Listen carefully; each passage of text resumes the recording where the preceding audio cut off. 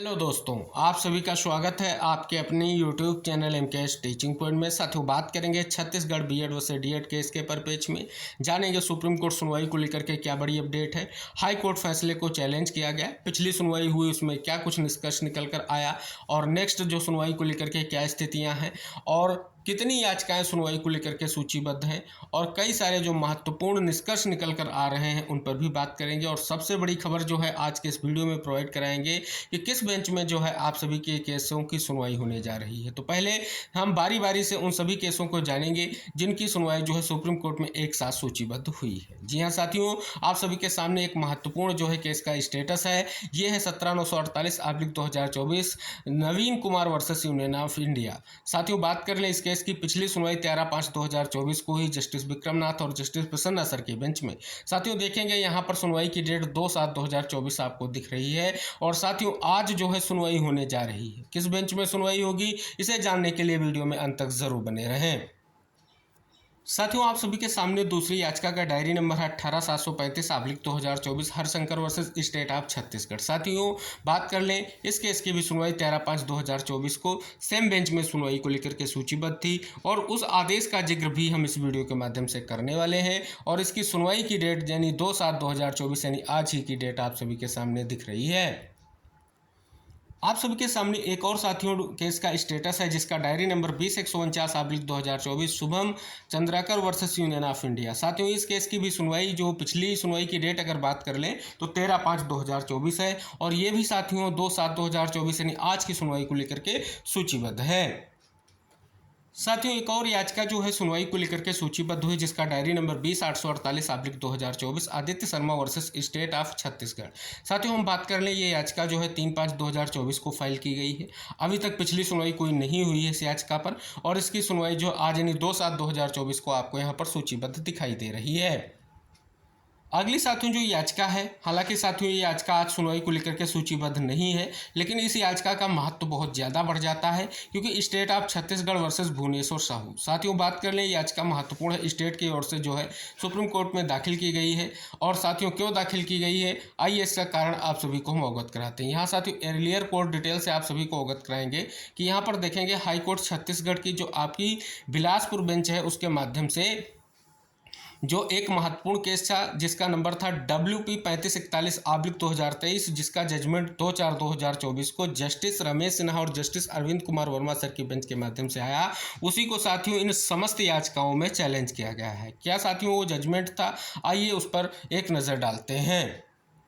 जी हाँ साथियों, आप सभी के सामने महत्वपूर्ण जो याचिका जिसकी सुनवाई के साथ साथ एक महत्वपूर्ण जजमेंट देखने को मिला, ये साथियों 2/4/2024 को आया जजमेंट है जिसमें WPS number 3541/2023 Bhubaneswar Sahu versus union of India की जो याचिका थी। साथियों, हम बात कर लें यहाँ पर ये मामला जो है डिसाइड होते ही जो चयनित बीएड थे कहीं ना कहीं उनको नौकरी से बाहर करते हुए डीएड अभ्यर्थियों को नियुक्ति देने का जो आदेश दिया गया उस परिप्रेक्ष्य में साथियों ये समस्त याचिकाएं चयनित बीएड और स्टेट की ओर से जो है सुप्रीम कोर्ट में दाखिल की गई है।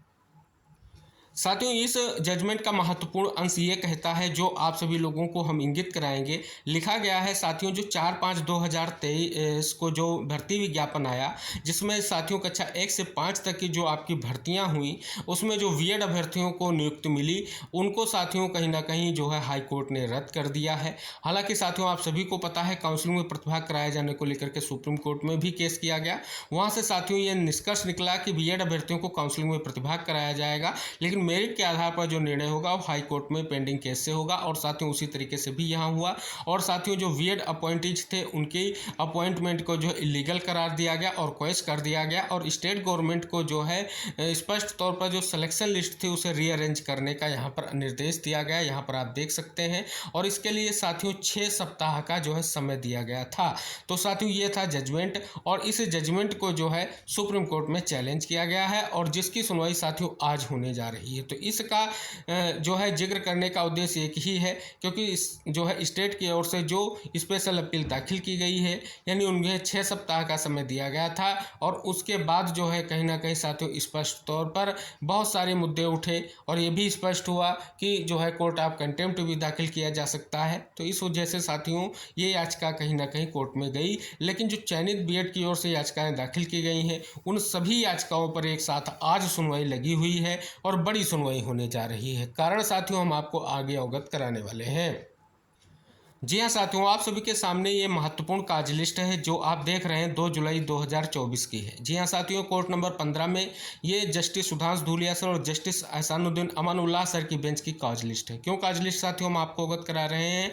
क्योंकि जो आपकी ये समस्त याचिकाएं जिनको हमने आपको अवगत कराया है, ये आज सुनवाई को लेकर के कहीं ना कहीं इसी बेंच में सूचीबद्ध हुई है। और साथियों जस्टिस सुधांशु धूलिया सर ऐसे जस्टिस हैं जिन्होंने कहीं ना कहीं बीएड वर्सेस बीटीसी के फैसले का कहीं ना कहीं स्पष्ट तौर पर बड़ा रोल उनका रहा है। क्योंकि आपने देखा, चाहे वो जो है एमपी गवर्नमेंट के माध्यम से लगाई गई क्लेरिफिकेशन हो या मुख्य फैसला हो, जिसमें कहीं ना कहीं उनका रोल देखने को मिला है। हालांकि साथियों जस्टिस अनिरुद्ध बोस सर जो है रिटायर हो चुके हैं, तो अब जो है मामला जस्टिस सुधांशु धूलिया सर की बेंच में गया है। हालांकि साथियों पिछली 13/5 की जब सुनवाई हुई थी तो जस्टिस सुधांशु धूलिया सर की बेंच में मैटर नहीं लगा था, जिसके कारण साथियों आप सभी को पता है 2 बार सुनवाई को लेकर के केस टेकअप हुआ, लेकिन कोई ऐसी स्थिति क्लियर नहीं हुई। और आखिरकार साथियों एक लंबा समय बीता, क्योंकि साथियों बीच में समर वेकेशन हुआ, और अब फिर से जो है चाहे वो चयनित बीएड हो, चाहे वो वेट करने वाले डीएड हो, कि उनके जो चयनित बीएड है उनको बाहर करते उनके स्थान पर उनको नियुक्ति मिलेगी, उन सभी के लिए आज एक अहम फैसला होने जा रहा है। क्योंकि साथियों ये मैटर उस बेंच में गया है जहां से पूरी संभावना है कि ये फैसला निकल कर आएगा। साथियों काजलिश के भी आप पर जानेंगे कि किस नंबर पर आप सभी के केस की सुनवाई होने जा रही है। साथियों आप सभी को अवगत करा दें, काजलिस्ट के बिहाफ पर जो है आप सभी का केस सीरियल नंबर 35 पर सूचीबद्ध है। यहाँ पर देख सकते हैं जिन याचिकाओं का हमने जिक्र किया वो सभी याचिकाएं यहाँ पर आपको टैग दिखेंगी। पहली याचिका Naveen Kumar versus union of India की। दूसरी याचिका की अगर हम साथियों बात कर लें तो आपकी जो अगली याचिका हरिशंकर वाली हमने आपको अवगत कराई, वो भी कहीं ना कहीं यहाँ पर आपको दिखेगी।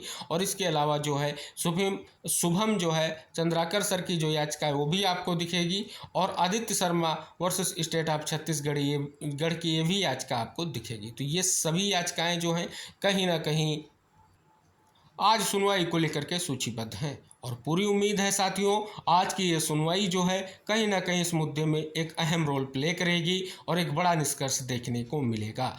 हालांकि साथियों आप सभी को अवगत करा दें, आज की याचिकाएं निर्भर करेगा कि जो हाई कोर्ट ने फैसला दिया था आखिर उस फैसले के आधार पर क्या कुछ निष्कर्ष निकल कर आता है। क्योंकि साथियों पिछली सुनवाई में अगर देखेंगे बहुत सारे तथ्यों का जिक्र किया गया, लेकिन साथियों असली और महत्वपूर्ण सुनवाई आज होने जा रही है। आज की सुनवाई में क्या निष्कर्ष निकलेगा महत्वपूर्ण रहेगा, क्योंकि जस्टिस सुधांशु धूलिया सर क्या कुछ निर्णय इस मैटर के परिप्रेक्ष्य में देखेंगे, क्या देंगे और क्या कुछ निष्कर्ष आएगा, ये महत्वपूर्ण रहेगा। तो फिलहाल साथियों सभी साथियों तक वीडियो शेयर करके सूचना जरूर पहुंचा दें, क्योंकि आज की सुनवाई अहम है और आज की सुनवाई से एक बड़ा निष्कर्ष निकलेगा, वो चाहे बीएड अभ्यर्थियों के लिए हो चाहे डीएड अभ्यर्थियों के लिए हो। क्योंकि साथियों ये एक बड़ा और अहम मैटर है। क्योंकि साथियों आप सभी को अवगत करा दें, कहीं ना कहीं आपने देखा जो एमपी का मैटर था उसमें साथियों क्लेरिफिकेशन के माध्यम से फैसला आया, और जिसके बाद हाई कोर्ट ने एक बड़ा फैसला दिया। अब उस फैसले के बाद में क्योंकि साथियों लगातार जो है स्पष्ट तौर पर जो ये मुद्दे अभी भी कोर्ट में चल रहे हैं उनमें निष्कर्ष को लेकर के सभी जो है कहीं ना कहीं प्रयास कर रहे हैं। तो साथियों ये कहीं ना कहीं महत्वपूर्ण हो जाता है। अब साथियों हम जान ले जो 13/5/2024 को जो सुनवाई हुई थी आखिर उसमें क्या कुछ निष्कर्ष निकला था। जी हाँ साथियों आप सभी के सामने जो आदेश है देखेंगे 13 मई 2024 का है, जस्टिस विक्रमनाथ और जस्टिस प्रसन्ना सर की बेंच की सुनवाई का है।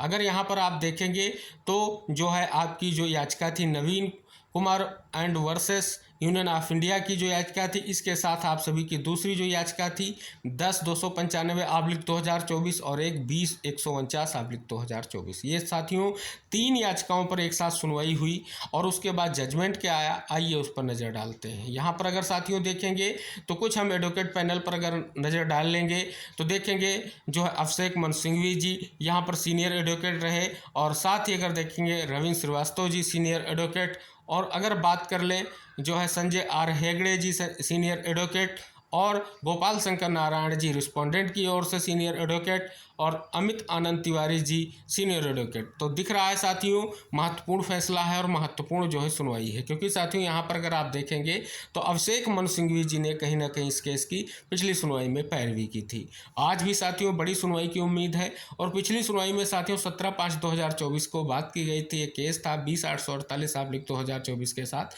इसे सूचीबद्ध किया जाए। हालांकि साथियों ऐसी कोई सुनवाई उस दिन नहीं हो सकी, और इसके कारण से जो है कहीं ना कहीं आपने देखा जो 17 तारीख की जब सुनवाई आई काज लिस्ट आई तो वहाँ पर अहम मैटर्स को ही सुना गया, और इस केस में किसी भी तरीके से सुनवाई नहीं हुई। अब साथियों कहीं ना कहीं स्पष्ट तौर पर फिर से सुनवाई को लेकर के डेट डिसाइड हो गई है, काज लिस्ट आ चुकी है, सब कुछ क्लियर हो गया है, और आज सुनवाई होने जा रही। उम्मीद है साथियों आज एक अहम निष्कर्ष देखने को मिलेगा। तो साथियों सुनवाई का जो भी निष्कर्ष होगा हम आप तक वीडियो के माध्यम से शेयर करेंगे, और इस वीडियो को सभी साथियों तक शेयर करके चैनल को जरूर सब्सक्राइब कीजिए। मिलते हैं नेक्स्ट अपडेट के साथ, तब तक के लिए बाय बाय, टेक केयर साथियों।